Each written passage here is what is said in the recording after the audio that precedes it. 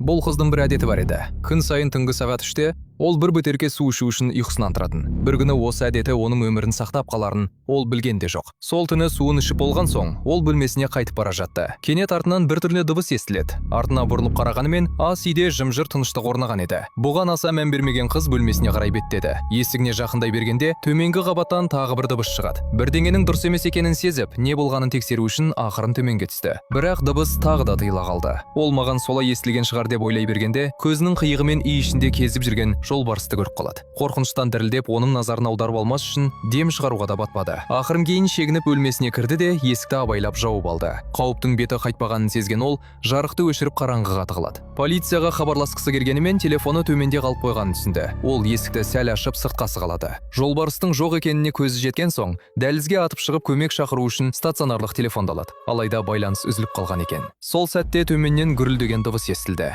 Бойжеткен қабырғаға тығыла түсіп, жолбарыстың жоғары көтеріліп келе жатқанын зәресі ұша ұғынды. Ол бірден інісін ояту үшін оның бөлмесіне қарай жүгіреді. Бірақ төсек бос еді. Бөлменің әр бұрышын тінтіп шыққанымен оны таба алмады. Іші жамандықты сезгендей болады. Аутизм дертіне шалдыққан інісі төменде болуы мүмкін еді. Оның төменге түсуден басқа амалы қалмады. Төменгі қабат тып-тыныш. Інісінің көлеңкесі де көрінбейді. Ол қабырғаны бойлай абайлап жылжып, айналаның қауіпсіздігіне көз жеткізе отырып, кір жуатын бөлмеге қарай жүгірді. Қалтасынан телефонын тауып алып, бірден көмек шақырмақ болады. Бірақ әлі де байланыс жоқ. Қоңырау шалынбады. Не істерін білмей тұрғанда қасынан жылдан басқан қадамдардың дыбысын естиді. Інім екен деп ойлаған ол есікті ақырын ашып сыбырлап шақырды. Бірақ бұл әлсіз дыбысқа інісі емес, жолбарыс келеді. Зәресі ұшқан қыз кері бұрылып қашу үшін сыртқы есікке қарай тұра жүгірді. Есікті ашқан соң ол не істерін білмей қатып қалады. Фильмнің атауы «Во власти тигра».